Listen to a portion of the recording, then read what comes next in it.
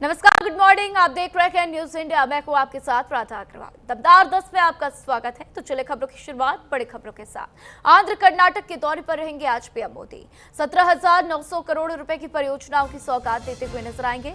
आंध्र में semiconductor unit का शुभारंभ करेंगे पीएम मोदी। तो मैसूर में विवेक स्मारक का भी उद्घाटन करते हुए पीएम मोदी नजर आएंगे। तो पीएम मोदी आज आंध्र प्रदेश और कर्नाटक के अहम दौरे पर रहेंगे, जहां विकास और सांस्कृतिक विरासत से जुड़े कई बड़े कार्यक्रमों में हिस्सा लेंगे। अपने आंध्र प्रदेश दौरे के दौरान प्रधानमंत्री विजयनगर में करीब 17,900 करोड़ रुपए की विभिन्न विकास परियोजनाओं का लोकार्पण और शिलान्यास करेंगे। इसी दौरान राज्य को सेमीकंडक्टर मैन्युफैक्चरिंग यूनिट की भी बड़ी सौगात मिलेगी, जिसे भारत के हाईटेक विनिर्माण और आत्मनिर्भर भारत अभियान की दिशा में महत्वपूर्ण कदम माना जा रहा है। इसके बाद पीएम मोदी कर्नाटक के मैसूर पहुंचेंगे, जहां पर स्वामी विवेकानंद युवा केंद्र द्वारा निर्मित विवेक स्मारक का उद्घाटन भी करेंगे। यह स्मारक स्वामी विवेकानंद के विचारों, राष्ट्र निर्माण और युवा प्रेरणा को समर्पित करता है।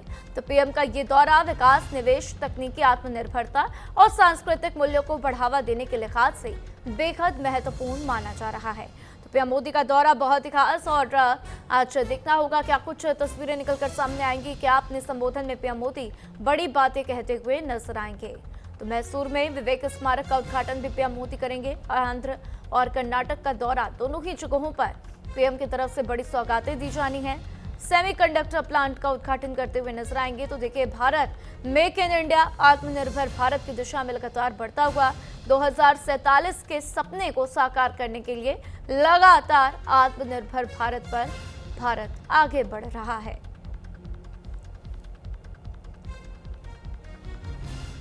पीएम मोदी की तरफ से बड़ी सौगात आज दी जानी है, और ऐसे में देखिए उनका ये दौरा बहुत ही खास माना जा रहा है, जहां पीएम मोदी हर मंच से मेक इन इंडिया की बात करते हैं, आत्मनिर्भर भारत की बात करते हैं, विकसित भारत 2047 की बात करते हैं।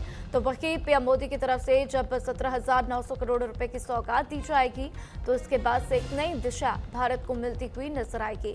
तो देखिए, हर रोज पीएम मोदी अन्य अन्य राज्यों में कई परियोजनाओं का लोकार्पण या फिर उद्घाटन करते हुए नजर आते हैं, और ऐसे में नई दिशा तमाम राज्यों को मिलती है। और देखिए, अगर राज्यों का विकास होगा तभी देश का विकास होगा। तो विकसित भारत 2047 के विजन को साकार करने के लिए एक और सेमीकंडक्टर यूनिट का शुभारंभ करते हुए आंध्र में पीएम मोदी नजर आएंगे। तो मैसूर में विवेक स्मारक का भी उद्घाटन करते हुए नजर आएंगे।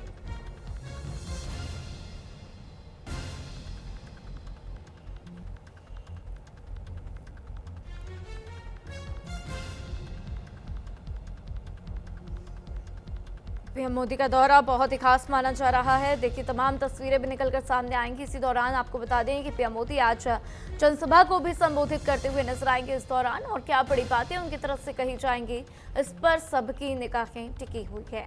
तो आंध्र कर्नाटक दौरे पर पीएम मोदी, जिसके बाद आज कई तस्वीरें निकलकर सामने आएंगी। विवेक स्मारक का उद्घाटन करते हुए मैसूर में पीएम मोदी नजर आएंगे।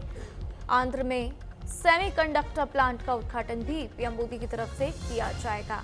तो देखिए, सेमीकंडक्टर चिप्स जो हैं वो बहुत ही महत्वपूर्ण है। पहले भारत के पास जो है ये ऑप्शंस नहीं थे कि वो सेमीकंडक्टर चिप्स का निर्माण करें। पहले उससे हम बाहर से, अन्य देशों से इंपोर्ट करते थे, लेकिन अब जो है समय बदल चुका है, वक्त बदल चुका है। भारत की यही कोशिश कि ज्यादा से ज्यादा आत्मनिर्भर मेक इन इंडिया प्रोडक्ट्स के ऊपर हम निर्भर हों, और इसीलिए हमने देखा किस तरीके से पीएम मोदी ने सेमीकंडक्टर प्लांट के ऊपर जोर दिया है। अब कई सेमीकंडक्टर प्लांट्स जो हैं भारत में स्थापित किए जा चुके हैं, जिससे भारत में अगर आप सेमीकंडक्टर के इस्तेमाल की बात करें तो उसकी लागत भी अब कम हो गई है, जिससे लोगों की जेब पर भी सीधा सीधा असर पड़ता हुआ नजर आया है। और वहीं चलिए अब बात दिल्ली की करते हैं। आज से शुरू होगा दिल्ली लक्ष्मी योजना पोर्टल। सीएम रेखा गुप्ता सुबह 11:15 बजे पोर्टल लॉन्च करेंगे। लक्ष्मी योजना के लिए शुरू होगा ऑनलाइन रजिस्ट्रेशन। तो महिलाओं के खाते में आपको बता दें कि हर माह 2500 रुपए राशि डाली जाएगी। वित्तीय सहायता से महिलाओं को मजबूती मिलेगी। रक्षाबंधन के अवसर पर जारी होगी योजना की पहली किश्त। तो देखिए, किस तरीके से अपने मैनिफेस्टो में भी बीजेपी ने वादा किया था कि दिल्ली में अगर बीजेपी की सरकार बनती है तो महिलाओं के लिए 2500 रुपए राशि दी जाएगी, और इसी राशि को देने का अब जो वादा था वो पूरा करती हुई सीएम रेखा सरकार। ऐसे में सीएम रेखा गुप्ता सुबह 11:15 बजे पोर्टल का लॉन्च करते हुए नजर आएंगे, जिसके बाद से लक्ष्मी योजना के लिए ऑनलाइन रजिस्ट्रेशन शुरू हो जाएगा। तो अगर आप भी दिल्ली से हैं और दिल्ली की महिला हैं तो आप भी इसके लिए अपना वहां पर आवेदन कर सकती हैं। सुबह 11:15 बजे इस पोर्टल का शुभारंभ होगा और जैसे ही आप इसके लिए आवेदन कर देंगे और अगर आप हर तरीके से इसके लिए आप इस सरकार की तरफ से इस योजना के लिए अगर आप भी लाभार्थी होंगी तो आपको भी पैसे मिलेंगे। और ऐसे में रक्षाबंधन के दिन पहली किश्त जारी की जाएगी, यानी कि अब आपके पास कुछ ही दिनों का वक्त है जब आप रजिस्ट्रेशन कर सकते हैं। आज 1 तारीख है, 1 अगस्त का दिन। ऐसे में 25 से 28 दिन आपके पास ये मौका जब आप पोर्टल पर जाकर अपने आप को वहां पर रजिस्टर कर सकते हैं और जैसे ही रजिस्ट्रेशन पूरा हो जाएगा, वेरिफिकेशन हो जाएगा, उसके बाद से आपके खाते में 2500 रुपए आने शुरू हो जाएंगे। तो महिलाओं को हर महीने 2500 की वित्तीय सहायता सीएम रेखा सरकार की तरफ से, क्योंकि ये वादा जो है दिल्ली में चुनाव से पहले बीजेपी ने किया था। बीजेपी की तरफ से अपने मैनिफेस्टो में कहा गया था कि अगर बीजेपी की सरकार आती है तो हम हर महीने महिलाओं को 2500 रुपए देंगे। और वहीं देखिए, जम्मू कश्मीर के कुलगाम में आतंकी हमला हुआ है। आतंकियों ने 2 मजदूरों को गोली मार दी है। कुलगाम में छत्तीसगढ़ के 2 युवकों पर हमला किया गया। लश्कर ए तैयबा ने ही हमले की जिम्मेदारी ली है। तो ऐसे में इलाके में सुरक्षा व्यवस्था काफी बढ़ा दी गई है, सर्च ऑपरेशन बढ़ा दिया गया है और अब देखना होगा कि क्या कुछ कामयाबी सुरक्षा बलों को हाथ लगती है। तो जम्मू कश्मीर में एक बार फिर से आतंकियों ने आम नागरिकों को निशाना बनाया है। कुलगाम जिले में आतंकवादियों ने छत्तीसगढ़ के 2 मजदूरों को गोली मारकर हत्या कर दी। इस मामले की जिम्मेदारी आतंकी संगठन लश्कर ए तैयबा ने ली है। ऐसे में घटना के बाद पूरे इलाके की घेराबंदी कर दी गई है। सुरक्षा बलों ने बड़े स्तर पर सर्च ऑपरेशन भी शुरू कर दिया है। आपको बता दें कि ड्रोन कैमरों का भी इस्तेमाल किया जा रहा। तो पिछले 10 दिनों में ये दूसरी टारगेट किलिंग है जिसने सुरक्षा व्यवस्था पर भी गंभीर सवाल खड़े कर दिए हैं। तो अब सबसे बड़ा सवाल है कि आखिर आतंकवादियों के निशाने पर बार बार दूसरे राज्यों के रोजी रोटी कमाने वाले आए हुए मजदूर की क्यों है? क्या घाटी में डर का माहौल बनाने की कोशिश है और विकास कार्य को प्रभावित करने की साजिश रची जा रही? तो फिलहाल सुरक्षा एजेंसियां हमलावरों की तलाश में जुटी हुई हैं और इस पूरे मामले की जांच भी की जाएगी। तो देखिए, उस वक्त को भी याद करिए, मई का महीना 7 मई 2025, जब भारत और पाकिस्तान के बीच में ऑपरेशन सिंदूर होता हुआ और भारत ने पाकिस्तान को करारा जवाब दिया था। उस वक्त भी आतंकवादियों ने टारगेट किलिंग की थी, हिंदुओं को चुन चुन के मारा था और इस वक्त हम देख रहे हैं किस तरीके से भी टारगेट किलिंग होती हुई जम्मू कश्मीर में मौजूद मजदूरों को निशाना बनाते हुए आतंकवादी। और ऐसे में उनकी क्या कुछ प्लानिंग है, क्या रणनीति है, ये देखना होगा कि जब उनकी धरपकड़ सुरक्षा बल करते हैं तो क्या कुछ उनकी तरफ से बताया जाता है। लेकिन जिस तरीके से गैर कश्मीरी मजदूरों को गोली मारी जा रही है, उसके बाद से ये साफ होता हुआ कि ये टारगेट किलिंग के तहत हत्या की जा रही है और ऐसे में अब सुरक्षा बलों का सर्च ऑपरेशन भी बढ़ता हुआ नजर आ रहा है। तो कुलगाम में आतंकियों ने 2 मजदूरों को गोली मार दी, जिसके बाद से उनकी हत्या हो चुकी है। और वहीं देखिए, पीएम मोदी ने एक के बाद एक कई वीडियोस इंस्टाग्राम पर दे दिए हैं। इसी बीच 5वां वीडियो भी पीएम मोदी का आया, जिसमें जंतर मंतर पर जो भी हुआ पूरी दुनिया ने देखा, ये बात पीएम मोदी ने कही। देर रात कल पीएम मोदी ने एक वीडियो जारी किया जिसमें कहा कि गाली गलौज से कुछ भी हल नहीं होता। मैं बच्चों को माफ करना चाहता हूँ, बच्चों को गले लगाकर राह दिखाने का समय है। तो देखिए, इस पूरे प्रोटेस्ट में हमने देखा कि कुछ ऐसे भी छात्र थे जो गाली गलौज करते हुए नजर आए, जो पीएम मोदी को लेकर, उनकी मां को लेकर अपशब्द कहते हुए नजर आए थे और उसी पर पीएम मोदी ने कहा है कि मैं ऐसे बच्चों को माफ करना चाहता हूं। तो बेटियां ऐसी भाषा कैसे बोल सकती हैं, ये भी एक बड़ा सवाल है। ये बच्चे भी हमारे ही हैं और उन्हें राह दिखाना भी हमारा ही काम है, ये बात पीएम मोदी कहते हुए नजर आए। तो जंतर मंतर पर हुए विवाद को लेकर पीएम मोदी ने अपना 5वां इंस्टाग्राम वीडियो जारी कर दिया है। पीएम मोदी ने कहा कि जंतर मंतर पर जो भी कुछ हुआ उसे पूरी दुनिया ने देखा और इस तरह की गाली गलौज और अभद्र भाषा से किसी समस्या का समाधान नहीं निकलता है। पीएम मोदी ने कहा कि वे उन बच्चों को माफ करना चाहते हैं क्योंकि वे भी इसी समाज का हिस्सा हैं। उन्होंने कहा कि बच्चों को दंड देने से ज्यादा जरूरी है उन्हें गले लगाकर सही राह दिखाना। तो पीएम मोदी ने खास तौर पर यह भी कहा कि बेटियां इस तरह की भाषा का इस्तेमाल करें, ये बेहद दुखद है और समाज को इस पर गंभीरता से विचार करना चाहिए। तो पीएम मोदी ने कहा कि ये बच्चे भी हमारे हैं और उन्हें सही दिशा देना हमारी जिम्मेदारी है। अब इस बयान पर राजनीतिक और सामाजिक प्रतिक्रियाएं भी तेज हो चली हैं। इंस्टाग्राम पर लगातार मिक्स्ड रिएक्शंस की बौछार हो रही है।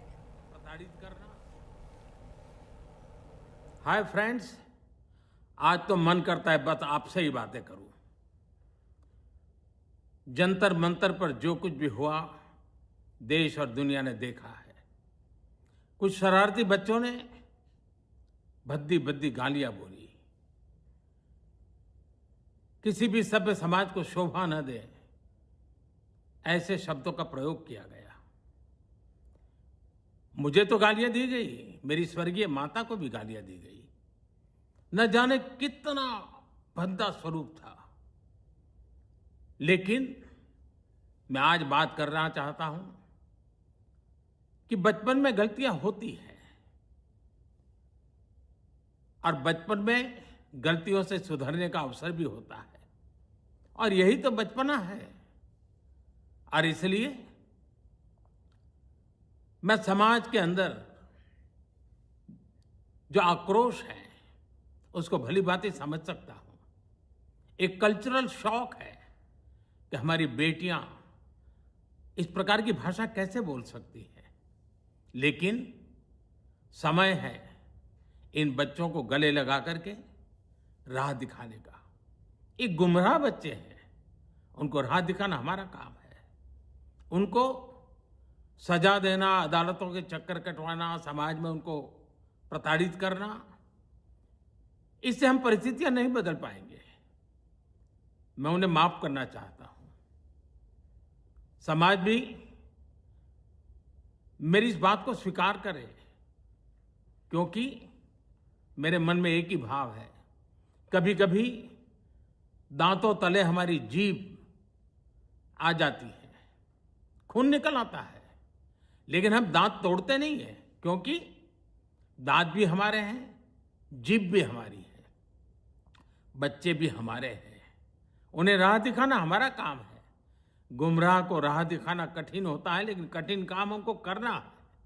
और इसलिए आओ, मैं इन बच्चों को कहता हूं, बच्चों आओ, हम देश के लिए साथ मिलकर के आगे बढ़े, कुछ नया सीखें, गलतियों से भी सीखें, अपने सपनों को लेकर के चल पड़े।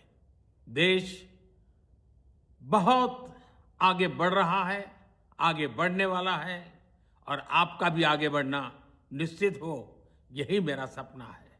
मैं आपके लिए जीता हूं, आपके उज्जवल भविष्य के लिए खपता हूं। आओ हम मिलकर के देश को आगे बढ़ाएं। बहुत बहुत धन्यवाद दोस्तों। बस आओ, गलतियों से सीखो, आगे बढ़ो। और वहीं देखिए, उत्तर प्रदेश में पुलिस का ऑपरेशन लंगड़ा जारी है। देवरिया में पुलिस और बदमाशों के बीच में मुठभेड़ हुई। पुलिस ने 2 बदमाशों को गिरफ्तार किया तो मुठभेड़ में एक बदमाश के पैर में गोली लगी है। घायल का इलाज अस्पताल में जारी है। मौके से भारी मात्रा में अवैध हथियार बरामद किए गए। मामले की जांच में पुलिस जुटी हुई है। तो ये तस्वीरें भी आप देख रहे हैं देवरिया के खुखुंडू थाना क्षेत्र में पुलिस और बदमाशों के बीच में जोरदार मुठभेड़ में पुलिस ने 2 शातिर लुटेरे को गिरफ्तार किया। मुठभेड़ के दौरान एक बदमाश के पैर में गोली लग गई, जबकि दूसरे को मौके से दबोच लिया गया। अपराधियों के खिलाफ चलाए जा रहे अभियान के तहत खुखुंदू थाना पुलिस ने संदिग्ध बदमाशों की घेराबंदी की। पुलिस को देखते ही बदमाशों ने फायरिंग शुरू कर दी। तो जवाबी कार्रवाई में कलीम शेख निवासी मुकन मुंडेरा थाना रामपुर कारखाना के पैर में गोली लग गई, जबकि उसके साथ ही मुसाफिर शाह को पुलिस ने मौके से गिरफ्तार कर लिया। तो घायल बदमाश को प्राथमिक उपचार के लिए अस्पताल ले जाया गया और पुलिस ने मौके से 2 अवैध तमंचे, 2 खोखा कारतूस, 2 जिंदा कारतूस, 2 मोबाइल फोन, 1 मोटरसाइकिल और 1 सोने की माला भी बरामद की है। दोनों आरोपी शातिर लुटेरे बताए जा रहे हैं। पुलिस उनके आपराधिक इतिहास की भी जांच कर रही है। तो देखिए, उत्तर प्रदेश में लगातार ऑपरेशन लंगड़ा के तहत कार्रवाइयां होती हुई और ऐसे में आरोपियों के खिलाफ सख्त से सख्त कार्रवाई होती हुई नजर आ रही है। तो देखिए किस तरीके से बदमाशों के पैर में गोली लगती हुई, उसके बाद उपचार के लिए अस्पताल में भर्ती करवाया गया और इसके बाद से दोनों की गिरफ्तारी हुई।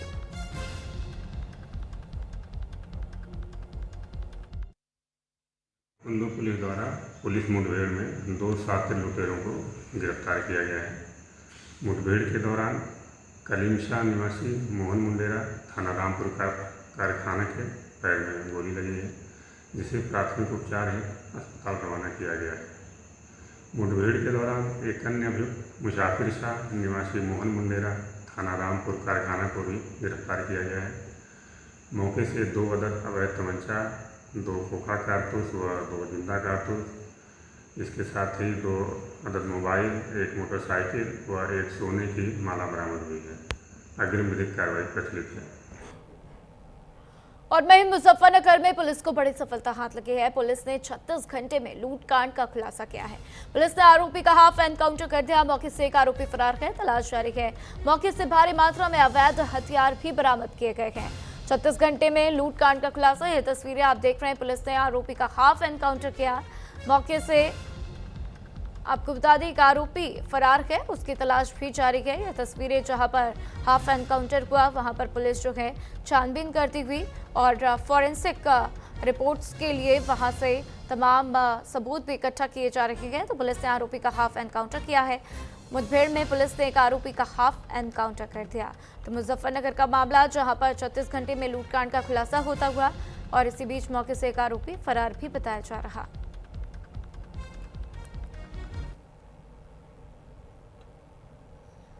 देखिए, अवगत कराना है कि कल थाना नई मंडी क्षेत्र में एक महिला के साथ कुंडल छीनने की घटना हुई थी। इस घटना के सफल अनावरण के लिए श्रीमान वरिष्ठ पुलिस अधीक्षक महोदय मुजफ्फरनगर द्वारा 4 टीमों का गठन किया गया था, जिसमें एसओजी टीम और थाना नई मंडी की टीम शामिल थी। चेकिंग के दौरान इनको रोका गया, रोकने पर नहीं रुके और इन्होंने जान से मारने की नियत से पुलिस टीम पर फायरिंग कर दी। जवाबी सूचना फायरिंग में एक अभियुक्त के पैर में गोली लगी है, जिसकी पहचान राजकुमार बावरिया निवासी झिझाना जनपद शामली के रूप में हुई है। इसके पास से एक तमंचा 315 बोर, एक जिंदा खोखा कारतूस, दोनों कान के कुंडल बरामद हुए हैं। अंधेरे का फायदा उठाते हुए इसका दूसरा साथी, उसकी धरपकड़ के लिए हमारी पुलिस टीम लगातार कॉम्बिंग कर रही है। और वहीं जम्मू कश्मीर के कठुआ जिले में बारिश ने जनजीवन को बुरी तरह से प्रभावित कर दिया। बेला क्षेत्र में आई अचानक फ्लैश फ्लड ने एक अहम पुल को बहा दिया, जिसके बाद 20 से ज्यादा गांवों का जिला मुख्यालय से सड़क संपर्क पूरी तरह से टूट गया। हालात ऐसे हैं कि लोग उफनते नालों, कीचड़, पथरीले रास्तों से कई किलोमीटर पैदल चलने को मजबूर हैं। अपने घर, स्कूल और काम तक पहुंचने के लिए मजबूर हैं। और इसी को लेकर हमारी ये रिपोर्ट देखिए। इस वक्त हम कठुआ के बेला इलाके में हैं। तस्वीरें साफ तौर पर आप देख सकते हैं किस तरह से ये पुल जो है 1 साल से क्षतिग्रस्त हुआ है और बच्चों को जो है काफ़ी दिक्कतें यहाँ पर पेश आ रही हैं। बच्चे जो है हर सुबह इस नदी को पार करके अपने स्कूलों में जाते हैं और लगातार स्थानीय ग्रामीण भी लगातार 1 साल से परेशान है। लगातार पुल ना होने के कारण जो है नदी से जो है उन्हें गुजरना पड़ता है और कई बार बरसात के समय में जो है यहाँ से निकलना जो है नामुमकिन हो जाता है। कुछ बच्चे हैं, उनसे हम बातचीत करेंगे। क्या नाम है गुड़िया आपका? सोनम। कितनी परेशानी होती है जब यहाँ से गुजरते हो आप? बहुत। कितने साल से टूटा है ये पुल? हो गए 2-3 साल हो गए। 2-3 साल हो गए हैं। हाँ, तो क्या अपील आप सरकार से करना चाहेंगे? कि जल्दी से यहाँ पे ब्रिज बनाओ कि सबको आने जाने में आसानी हो और साथ में सब यही कहें कि आ जाएं सब। पर आपने देखा ये बच्चे हैं और लगातार इनका यही कहना है कि सरकार से ये अपील करना चाहते हैं कि इस पुल को जो है जल्द से जल्द बनाया जाए, क्योंकि आप तस्वीरें साफ तौर पर देख सकते हैं। बच्चे अब शूज़ की जगह जो है चप्पल डाल के जो है स्कूल जा रहे हैं, क्योंकि इन्हें रोज़ इस नदी को पार करके जो है स्कूल जाना पड़ता है। कुछ उनके माता पिता हैं, उनसे बातचीत करेंगे। सर, कितने समय से ये पुल टूटा हुआ है? सर, ये पुल तो काफ़ी देर से हमारी एडमिनिस्ट्रेशन से और सब 2014 से ये बनना स्टार्ट हुआ था। जब पहली बार इलेक्शन आई तो डॉक्टर जितेंद्र सिंह जी और यूपी के डिप्टी सीएम केशव मौर्य जी जहाँ पर आए हुए थे, पूरा कंडी क्षेत्र इकट्ठा हुआ था कि चलो हमारे कोई अपना अच्छी मतलब अपने मिलेगा, हमें कुछ ना कुछ सहूलियत। सभी का यही मतलब था कि हमें सर ये पुल बना दीजिए। बहुत से गांव ऊपर हैं, कम से कम 25-30 हज़ार लोग यहाँ पे रहते हैं। इधर बच्चों का ये देख लो आप क्या हाल है। कभी कोई इस वक्त कोई औरत बीमार पड़ जाए, कोई डिलीवरी केस हो, किसी के साथ अनफॉर्चुनेटली कुछ भी हो जाए, आने जाने के लिए आप अगर बारिश होती है यहाँ से गुजरना तो मुश्किल हो जाता है। सर आपके सामने ही है, सारा प्रॉब्लम आपके सामने ही है। ये बच्चे डेली स्कूल आते हैं, डेली जाते हैं, माँ बाप आते हैं लेने, छोड़ने जाते हैं। नाला कई बार ज़्यादा हो जाता है, स्कूल भी नहीं जा पाते, स्कूल भी छुट्टी पड़ जाती है। जहाँ पर हमारे और भी हॉस्पिटल हैं, जब नर्सें लगी हुई हैं, कोई स्टाफ, कोई नीचे नहीं आ सकता, कोई ऊपर नहीं आ सकता, पूरा कंडी क्षेत्र। बच्चों के माता पिता है और इनके भी जो है काफ़ी रोज़ देखने को मिल रहा है। तस्वीरें साफ तौर पर आप देख सकते हैं। स्कूल की गाड़ी जो है वो भी इस नदी को जो है पार करके जो है इस समय यहाँ से गुजर रही है और लगातार लोगों का कहना है कि क्षेत्र के लोगों को भी इसी तरह जो है नदी के रास्ते जो है गुजर कर जो है दूसरी तरफ जाना पड़ता है और लगातार प्रशासन से अपील कर रहे हैं कि जल्द से जल्द इस पुल का निर्माण किया जाए ताकि लोगों को जो दिक्कतें आ रही हैं वो जल्द से जल्द दूर हो सके। न्यूज़ इंडिया के लिए कठुआ से दिनेश सूदन।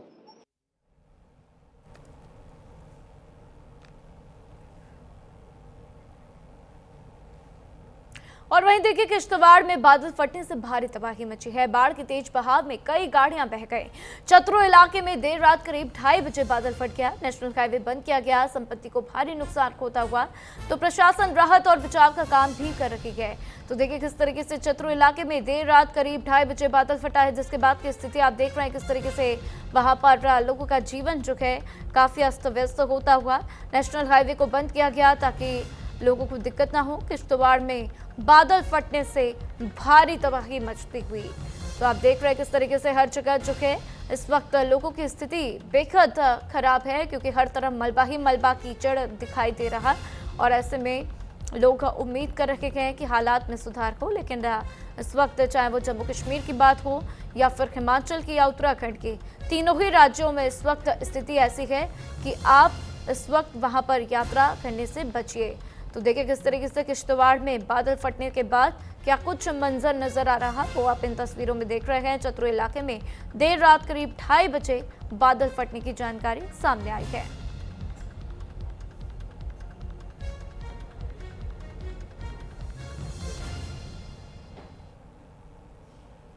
और वहीं देश के कई हिस्सों में मानसून अब आफत बनकर बरस रही है। जम्मू कश्मीर के उधमपुर में अचानक आई फ्लैश फ्लड ने जनजीवन को प्रभावित कर दिया। तो हिमाचल प्रदेश में अगले 6 दिनों तक भारी बारिश की चेतावनी जारी की गई। गुजरात में बारिश के रेड अलर्ट के बीच स्कूल बंद करने के आदेश भी जारी किए गए हैं। ये रिपोर्ट देखिए।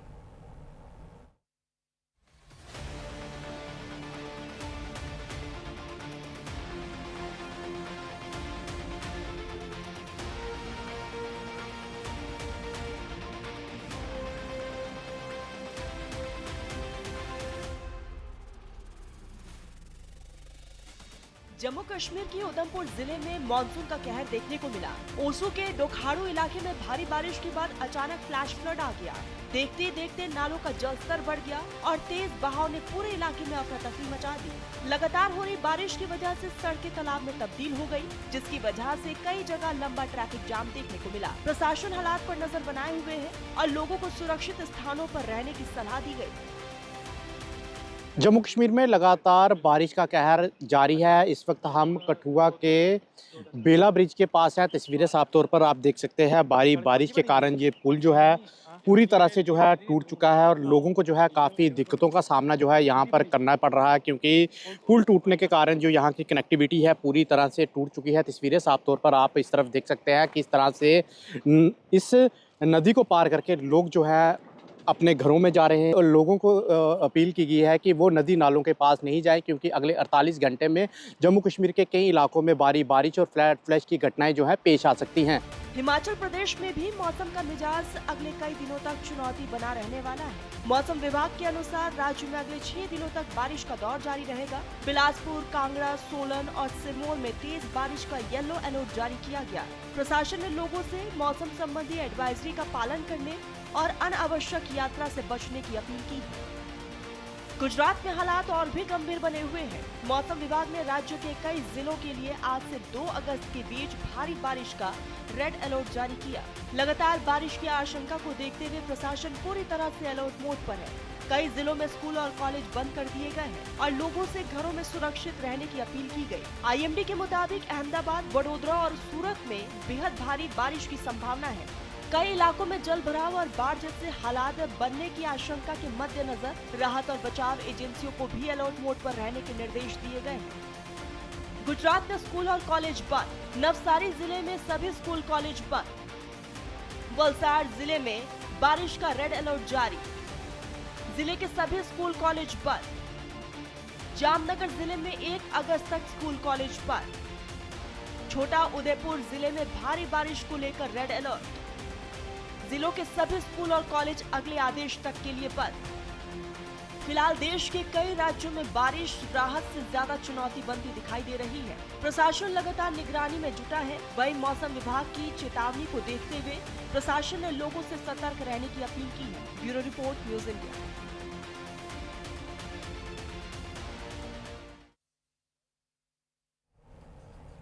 और इसी के साथ फिलहाल इस बुलेटिन में इतना ही। खबरों का सिलसिला लगातार जारी है, देखते रहें न्यूज़ इंडिया।